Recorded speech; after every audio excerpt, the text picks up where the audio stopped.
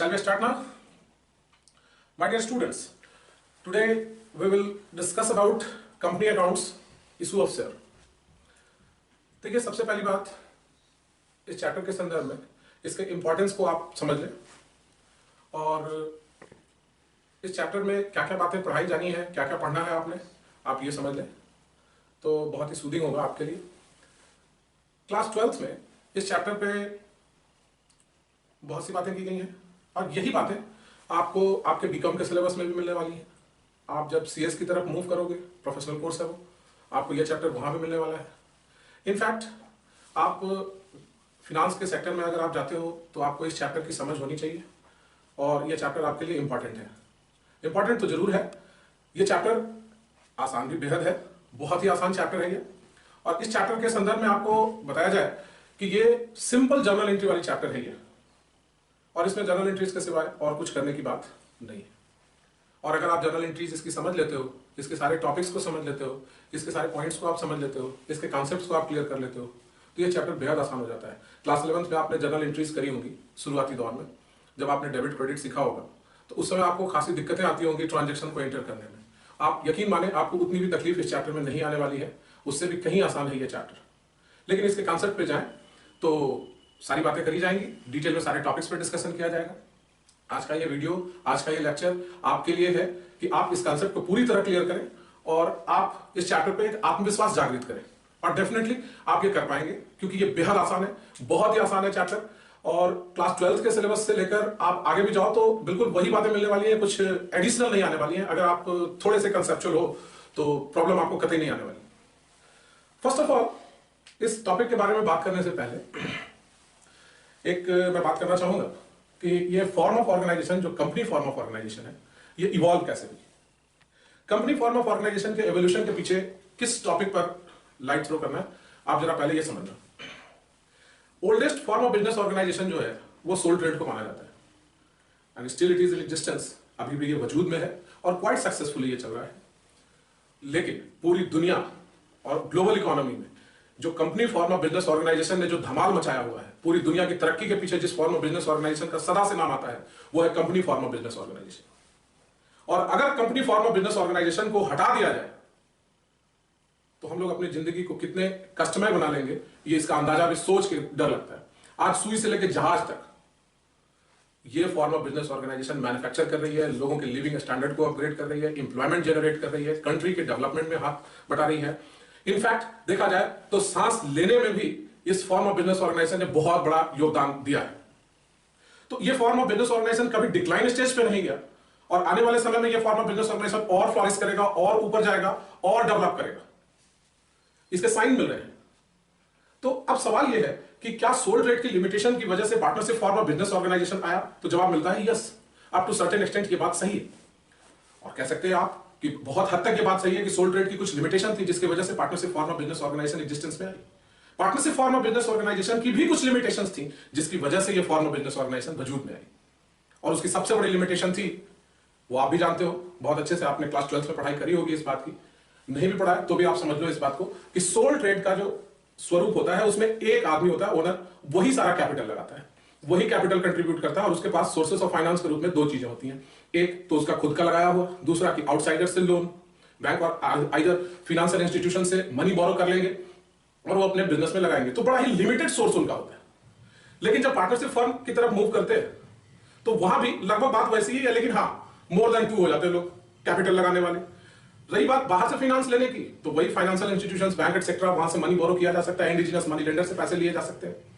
व्यापार का आकार यदि बड़ा करना हो तो पार्टनरशिप सोल ट्रेड की तुलना में थोड़ा बड़ा तो जरूर हो सकता है, लेकिन अगर अति वृहद पैमाने पे करना हो तो वहां रिस्क एलिमेंट एक आता है।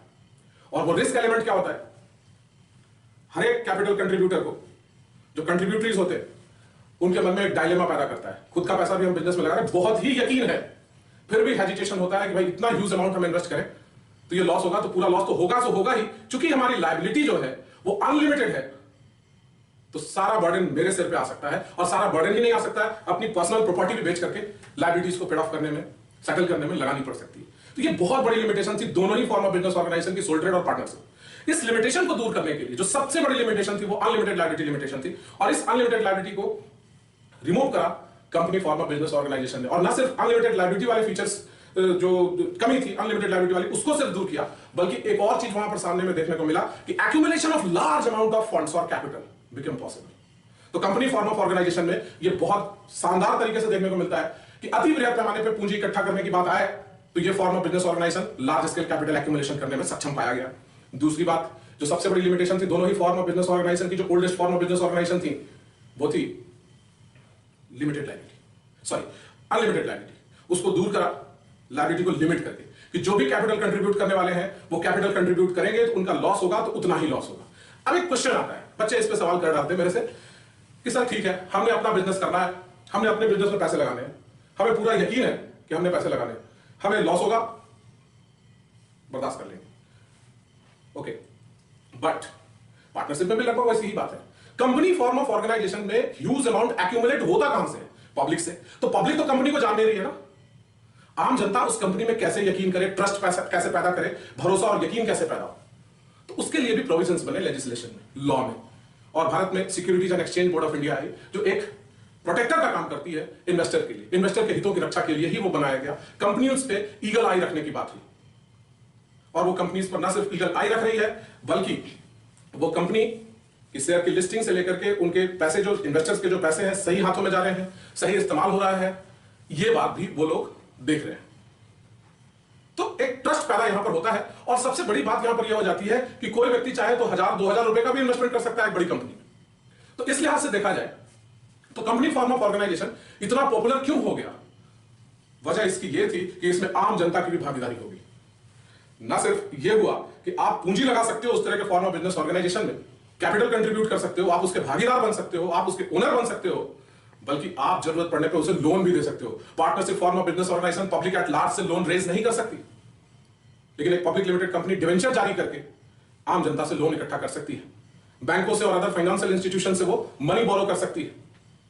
यही नहीं, चूंकि वो लार्ज स्केल पर क्रेडिबिलिटी डेवलप कर लेती हैं तो उनको फॉरेन इन्वेस्टमेंट्स में मिलने के आसार हो जाते हैं और विदेशी धरती से भी रिसोर्सेस आने शुरू हो जाते हैं।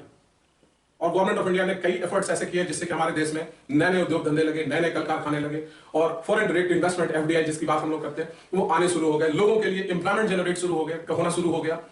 तो अप टू सर्टेन एक्सटेंट ये फॉर्म ऑफ बिजनेस ऑर्गेनाइजेशन ना सिर्फ पीपल के लिविंग स्टैंडर्ड को बढ़ा रहा है, अनएम्प्लॉयमेंट को दूर कर रहा है, बल्कि ये फॉर्म ऑफ बिजनेस ऑर्गेनाइजेशन हम सभी स्टूडेंट्स, हम सभी फाइनेंशियल एक्सपर्ट्स के लिए भी एक अपॉर्चुनिटी पैदा कर रहा है कि आप यहां आकर अकाउंटिंग की बात करो। और हम लोगों ने अभी करना क्या है? अकाउंटिंग की ही बात करनी है इस चैप्टर में। ये सारी बातें जो हुई वो company form of business organisation की हुई, लेकिन हमें इस चैप्टर में करना क्या है, अब उस मुद्दे पे बात की जाए। देखिए, हमने आपको देना है स्टडी मैच, ओके, जो कि आप लोगों के हाथों में है। और आप जब उस स्टडी मैट पे जाओगे तो आपको शुरुआती पेजेस में वो बातें देखने को मिलेंगी कि कंपनी इवॉल्व कैसे हुई, कंपनी की फीचर्स क्या क्या है, कंपनी की डेफिनेशन क्या है। तो अभी हम लोग company form of business organisation के बारे में ही बात कर रहे हैं, इसमें अकाउंटिंग की बात करेंगे, इसमें हमें जो और भी जितनी भी सारी बातें करनी है अभी आपको सारी बातें बताई जाएंगी, सारी बातें समझाई जाएंगी, सारी चीजें बताई जाएंगी। लेकिन अब थोड़ा सा इसकी डेफिनेशन पे आया जाए। और कंपनीज एक्ट पहले तो 1956 हुआ करता था, हम लोगों ने जब पढ़ाई करी थी तो कंपनीज एक्ट 1956 वजूद में था और काफी अरसे तक रहा कंपनीज एक्ट 1956। कहते कहते जुबान पे 1956 बैठ गए, लेकिन 2013 में अमेंडमेंट हो गए और कंपनीज एक्ट में रेडिकल चेंजेस लाए गए और बहुत सारे बदलावों के साथ कंपनीज एक्ट 2013 प्रिवेल कर रहा है और हम लोगों को कंपनीज एक्ट 2013 ही देखना है। कंपनीज एक्ट 2013 क्या डिफाइन करती है कंपनी को? सुन के थोड़ा सा उटपटांग लगेगा आपको, बट सुनना तो पड़ेगा। सेक्शन 2 सबसेक्शन 20 डिफाइन करता है। पहले था सेक्शन 2 1956 में एच सबसेक्शन, अभी हो गया ये 2 सबसेक्शन 20।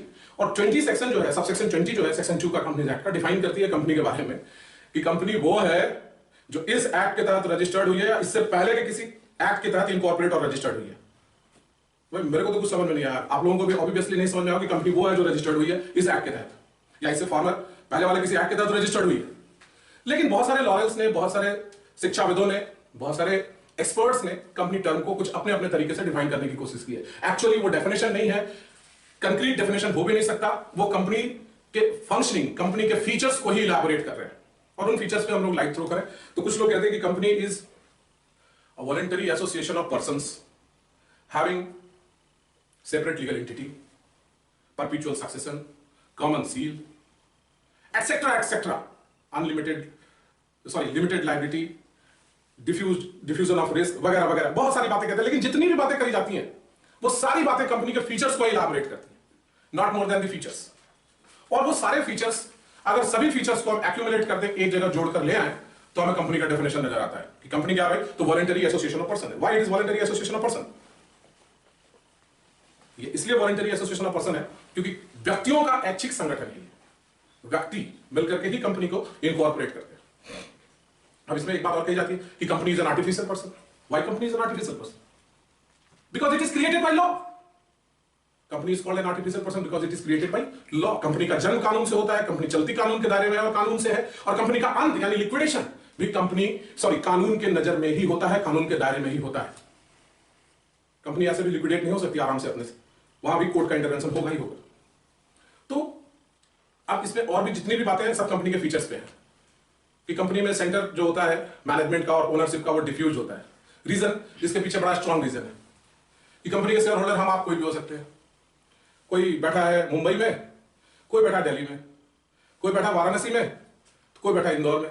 तो वहां के लोग किसी एक पर्टिकुलर कंपनी में, कंपनी हैदराबाद की है, हैदराबाद की कंपनी में पैसे लगा रखे, तो क्या वो मैनेजमेंट में पार्टिसिपेट डायरेक्टली कर सकते हैं? नहीं। सोल ट्रेडर डायरेक्ट पार्टिसिपेट कर सकता है अपने यहां मैनेजमेंट में, और ओनर भी वही है, तो केंद्र बिंदु तो एक ही हो गई ना, मैनेजमेंट और ओनरशिप की केंद्र बिंदु एक ही हो गई। लेकिन जब हम बात करते हैं कंपनी फॉर्म ऑफ ऑर्गेनाइजेशन की, तो वहां जो मैनेजर होते हैं, जो इंटरनल मैनेजमेंट को देखते हैं, वो चुने हुए प्रतिनिधि होते हैं, शेयर होल्डर्स ही चुनते हैं। डायरेक्ट मैनेजमेंट नहीं होता, डेमोक्रेटिक मैनेजमेंट होता है कंपनी। ये भी कंपनी का फीचर है। तो इन सभी बातों से क्या आपके अकाउंटिंग पर कोई असर है जो इस चैप्टर में पढ़ना है? तो जवाब मिलेगा नो सर, ये नहीं है। ऐसा नहीं है कि कंपनी इन सारी बातों का हमें कुछ उस पर अकाउंटिंग पे कोई असर है। तो ये थ्योरेटिकल बातें हैं, और इन थ्योरेटिकल बातों को आपको डिलीवर कर दिया जाएगा। आप उसे देख सकते हो, आप उसे पढ़ सकते हो, आप सारी बातों को समझ सकते हो। ऐसी कोई बात भी नहीं है इसमें कि आप नहीं समझ सकते पढ़ने पे। कोई टेक्निकल या कोई कॉम्प्लिकेशन नहीं है, बड़ा ही सिंपल सा मैटर है, और वो सारे मैटर्स आप समझ सकते हो। आपको रिटन फॉर्म में वो प्रोवाइड कर दिया जाएगा। एक बात यहां आती है जो हमें समझना चाहिए। Sole trade, partnership and company, actually इसे कहा जाता है ज्वाइंट स्टॉक कंपनी। सबको चाहिए finance, because it is also considered as life blood. Finance को आप कह सकते हो life blood of any business unit. Finance जो है सोल ट्रेड में 1% कंट्रीब्यूट कर रहा है, और प्लस इसे चाहिए तो ये मनी लोन के रूप में बोरो कर सकता है। लेकिन 1% के अमाउंट जो लगाए जाते हैं उसे हम लोग कैपिटल ही कह सकते हैं, जो कि बड़ा ही लिमिटेड होता है। But when we talk about partnership, 2 और मोर देन 2 नॉर्मल पार्टनरशिप में, प्लस ये लोन कर सकते हैं अपने यहां, तो इनका भी कहा जाता है कैपिटल ही। एक्चुअली अब कंपनी में फाइनेंस की क्या बात होगी? क्या यहां पे भी कुछ ऐसा है? यस है। यहां पे पैसे लगाने वाले जो होते हैं, ओनर जो होते हैं, वो कहलाते हैं शेयर होल्डर्स। अब शेयर होल्डर्स तो हो गए, लेकिन कंपनी को लोन भी लेना है, कंपनी लोन भी ले सकती है, वो होगा डिवेंचर होल्डर्स।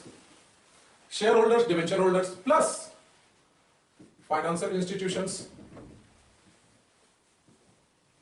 तो इनके पास जो ये जो शेयर होल्डर है, यहां कैपिटल में कहला के शेयर कैपिटल हो जाता है। It is share capital. Okay, why it is called share capital? Company form of business organisation में हम लोग कैपिटल कहते हैं, पार्टनर्स कैपिटल, पार्टनरशिप में कहते हैं, सोल ट्रेडर में सिंपल कैपिटल कहा जा रहा है। जॉइंट स्टॉक कंपनी में जो कैपिटल होता है, टोटल कैपिटल, ये जो टोटल कैपिटल है कंपनी का, टोटल कैपिटल ये प्रोवाइड करते हैं कौन? टोटल कैपिटल जो प्रोवाइड करने वाले होते हैं वो शेयर होल्डर्स होते हैं, और उन टोटल कैपिटल को हम लोग शेयर कैपिटल करें। लेकिन अगर ये टोटल कैपिटल की बात करें, क्यों इसे शेयर कैपिटल कहा जा रहा है? टोटल कैपिटल कंपनी की जो भी होती है उसको स्मॉल डिनोमिनेशन में स्प्लिट कर दिया जाता है, नंबर ऑफ यूनिट्स, ठीक है, स्मॉल नंबर ऑफ यूनिट्स में स्प्लिट कर देते हैं। और जब हम स्मॉल नंबर ऑफ यूनिट्स में स्प्लिट कर देते हैं तो वो मिनिमम पार्ट जो होता है वो शेयर कहलाता है, और इंटायर पोर्शन जो कैपिटल का होता है, सॉरी कंपनी का जो टोटल होता है कैपिटल, वो शेयर कैपिटल कहलाता है। सपोज कर लें कि कंपनी की टोटल कैपिटल 10 लाख रुपीज है, और ये 1 लाख के डिनोमिनेशन में डिवाइडेड है, रुपीज 1 लाख है, 10 लाख है, और 1 लाख टुकड़ों में बटा है। शेयर इट मींस टुकड़ा, हिस्सा। कंपनी की जो एंटायर कैपिटल होगी वो एंटायर कैपिटल छोटे छोटे हिस्सों में विभाजित होती है, और ऐसा करना ही कंपनी की बड़ी विशेषता है। और ये शेयर्स होते हैं, इन्हें हम शेयर कहेंगे। 10 लाख डिवाइडेड बाई 1 लाख, तो एक शेयर की वैल्यू आ जाएगी आपके पास, एक शेयर की वैल्यू आ गई कितनी, ₹10। ये 10 रुपीज को ही हम शेयर कहेंगे, और यही पार वैल्यू भी कहलाता है। इसी को हम लोग नॉमिनल वैल्यू भी कह सकते हैं, नॉमिनल वैल्यू और पार वैल्यू। ओके,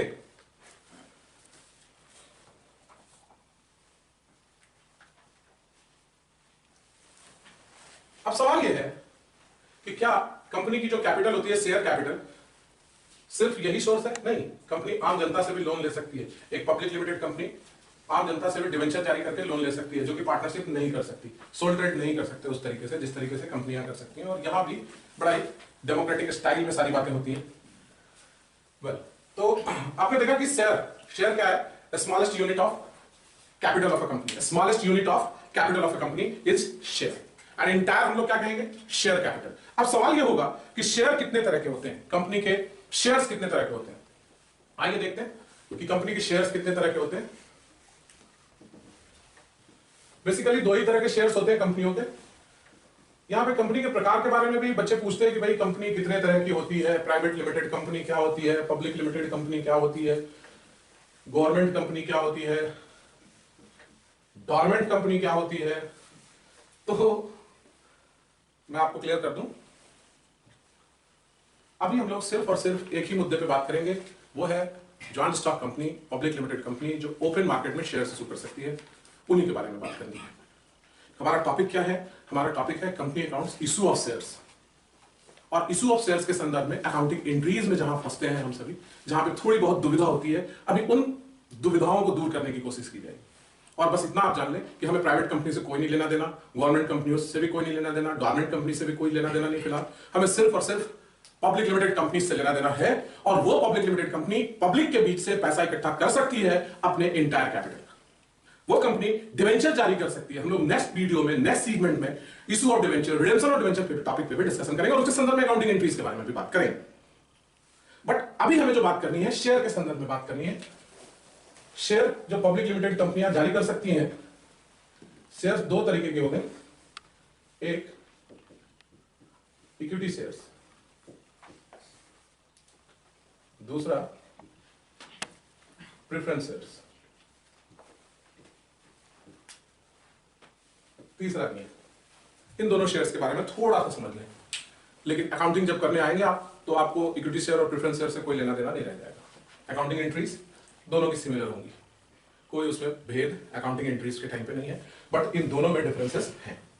हम लोग इन दोनों डिफरेंसेस को समझ लें, क्योंकि आपको once again I would tell कि आपको फिर से वो स्टडी मैट आपके हाथ में होगा जो मेरे हाथ में यहां पे है, और इस मैट में आप पाएंगे कि इक्विटी शेयर्स क्या होती हैं, प्रेफरेंस शेयर्स क्या होता है, इन दोनों के बीच में डिमार्केशन लाइन किस बात का है, वो वर्बली मैं अभी आपको समझा दे रहा हूं। ओके, फर्स्ट ऑफ ऑल नाम इनका है क्या? प्रेफरेंस शेयर्स, पूर्वाधिकार, हिंदी में बोला जाता है इसे पूर्वाधिकार। इक्विटी शेयर समता, इक्वालिटी, समान।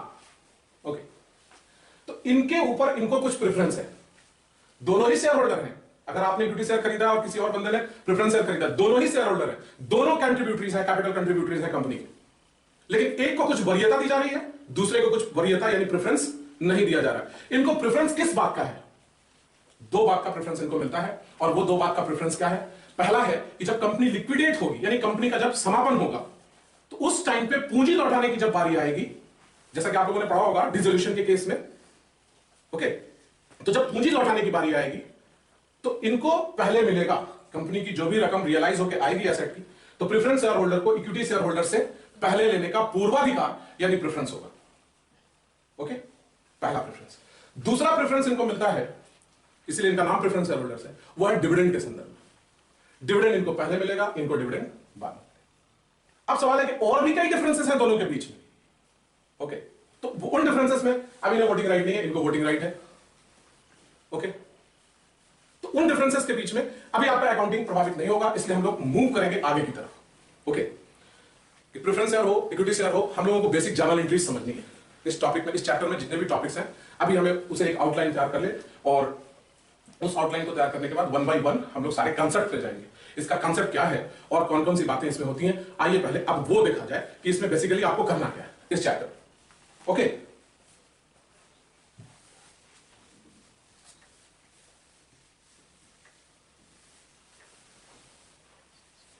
मैंने पहले ही कहा कि ये आसान है और वाकई में आसान है, ये कोई झूठ बात नहीं है। देखिए क्या है इसमें, जो आपने टॉपिक्स लेने हैं, सबसे पहला अकाउंटिंग एंट्रीज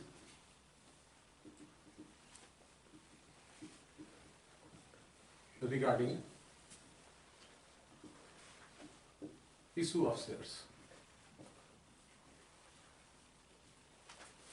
अब वो शेयर्स इक्विटी हो या प्रेफरेंस,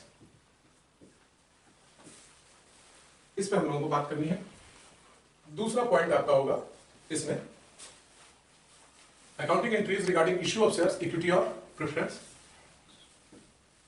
दूसरा टॉपिक आपका आएगा calls in arrears and calls in advance. ये हम लोग सेपरेट देखेंगे, उसके बाद फिर दोनों को मिला के भी देखेंगे। कॉल्स इन एरियर अलग देखेंगे, कॉल्स इन एडवांस अलग देखेंगे और दोनों को फिर मर्ज करके भी लेकर चलेंगे। तीसरा कंसेप्ट है इसमें interest on calls in arrears and calls in advance. देखिए क्लास में जब आप होते हो कहीं भी तो बात नहीं करनी चाहिए। अगर बात करना है तो आप बाहर चले जाएं, okay?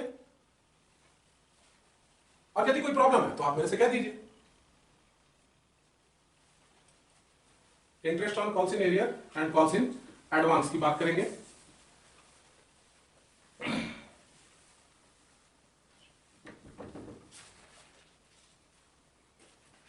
Over subscription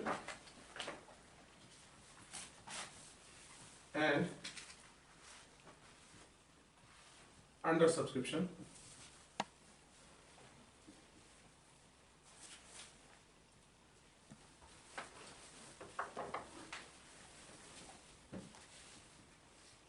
pro rata allotment,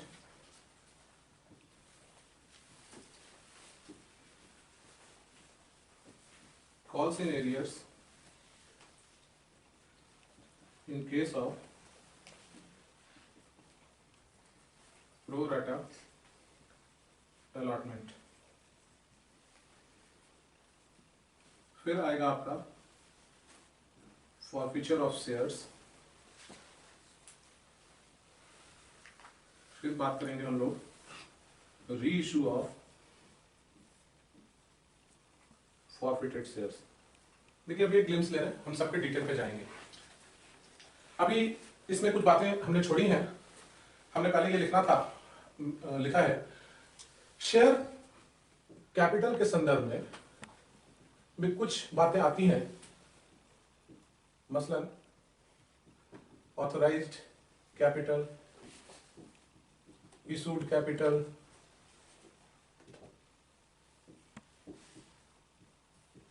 subscribed capital, called up capital। ये भी बच्चे कंफ्यूज रहते हैं unnecessary. Called up capital,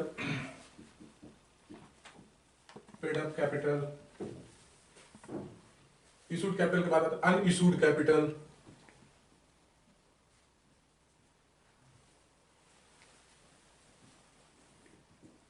subscribe capital, unsubscribe capital.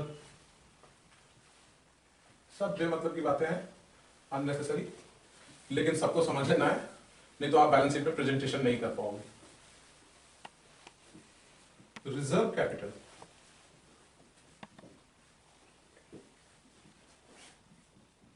Capital reserve, सबको समझ ले भरभली। ऐसी कोई बात नहीं है जो इसे नहीं समझा जा सके। कंपनी इनकॉर्पोरेट होगी तो कंपनी के इनकॉर्पोरेशन के संदर्भ में एक इंपॉर्टेंट डॉक्यूमेंट होता है मेमोरेंडम ऑफ एसोसिएशन। आप जानते होंगे इसके बारे में, MOA। और उसमें कैपिटल क्लॉज होता है और भी वेरियस क्लॉजेस होते हैं, बट उसमें जो इंपॉर्टेंट क्लॉज है वो भी एक इंपॉर्टेंट क्लॉज में से एक क्लॉज इंपॉर्टेंट है, ये भी capital clause. Company at the time of incorporation अपना कैपिटल बताती है कि किस कैपिटल से उसका रजिस्ट्रेशन होना है। तो कंपनी जिस कैपिटल से रजिस्टर्ड हो, that capital would be called authorised capital. इसी को हम लोग रजिस्टर्ड कैपिटल भी कहते हैं, इसी को हम लोग नॉमिनल कैपिटल भी कहते हैं। अब इसको लेकर के थोड़ा सा मतभेद पैदा कर रखा है लोकल ट्यूटर्स, उन लोगों ने इशूड कैपिटल को लेकर। इशूड कैपिटल के बारे में बताया यह है कि जो भी जनता के बीच में निर्गमित किया जाता है अंश कंपनी के द्वारा, वो इशूड कैपिटल है। भाई मेरे, अगर बोनस शेयर के रूप में जारी कर दिया गया, बोनस शेयर के रूप में शेयर होल्डर को दे दिया गया, अगर कंपनी के सिग्नेचरीज को दे दिया गया, issue of share for consideration other than cash भी होता है। हमने जनता के बीच में नहीं दिया शेयर, उसको जारी किया है। हमने प्लांट एंड मशीनरी खरीदी थी, हमारी कंपनी थी, प्लांट एंड मशीनरी खरीदी थी, और उसके एवज में यदि consideration of purchase of plant and machinery we have issued shares. जनता के बीच में तो गए नहीं, तो वो भी होता है इशूड कैपिटल। ओके, अब सवाल है सब्सक्राइब्ड और unsubscribed, called up, paid up. Simple है, अगर 10 रुपए का शेयर है या 100 रुपए का शेयर है, डेनोमिनेशन पता चला था अभी, हमने बताया था आपको कि कंपनी की टोटल कैपिटल जो है वो है ₹10 lakh, and it is divided, total entire capital has been divided into 1 lakh units. कितने हो गए? ₹10 ईच। कंपनी ने 10 रुपए में से 8 रुपए मांगे हैं, कॉल्ड अप कैपिटल होगा। जो अलॉट कर दिया गया that is subscribed. Called up 10 रुपए के शेयर में से कंपनी ने 8 मांगे हैं, सॉरी कंपनी ने 8 मांगा है, 8 रुपीज कॉल्ड अप। अब इसमें कुछ एरियर हो जाए, कॉल्ड अप जो किया कंपनी ने, मान लिया जाए कि कंपनी ने इसमें से 5000 शेयर जारी करा था और 5000 गुना 8 यानी 40,000 रुपीज कॉल्ड अप था, और कंपनी को मिला कितना? इसमें से 1000 शेयर जो रखे हुए थे वो 2 रुपए का कोई कॉल नहीं देते, यानी 2000 रुपए नहीं मिले, तो 38,000 पेड अप होगा। कंपनी इस 2 रुपए के जो अनकॉल्ड, 8 10 में से 8 बचा, 2 अनकॉल्ड, अभी कॉल नहीं करी है कंपनी ने 2 रुपए की। जरा ध्यान देना, 10 रुपए का शेयर था, नॉमिनल वैल्यू 10 रुपए का था, कंपनी ने पार पे इशू किया था, 8 रुपए कंपनी ने मांगे थे, कॉल्ड अप 8 रुपए हुआ था। उसमें कुछ एरियर हो गया, बात अलग, तो पेड अप कैपिटल निकल आएगा। लेकिन अभी 2 रुपए कंपनी ने मांगे नहीं है, 10 में से 8 कंपनी ने मांगा है, 2 अभी मांगा नहीं है, 2 में से 1 कंपनी मांगेगी, लेकिन 1 कंपनी रख चुकी है reserve, that is reserve capital. और ये रिजर्व कैपिटल क्या होता है कि कंपनी इसे तब मांगेगी जब कंपनी लिक्विडेशन में जाएगी, that is reserve capital. Reserve capital और कुछ नहीं होता है, कंपनी का अनकॉल्ड कैपिटल का वो पर्सन जो कंपनी लिक्विडेशन के टाइम पे ही मांगेगी, उसे सेट असाइड कर दिया है, दैट इज रिजर्व कैपिटल। और इसमें बच्चे कंफ्यूज रहते हैं reserve capital, capital, reserve capital, क्या माना है? Reserve capital, capital reserve, reserve capital, capital reserve, दोनों एक ही लगता है लोगों को, बट ऐसा है नहीं। कैपिटल रिजर्व और रिजर्व कैपिटल में बेसिक डिफरेंस है। आप पहले यह समझ लो कि रिजर्व कैपिटल होता क्या है। 10 का था, आइए एक बार फिर से देखें इस बात को।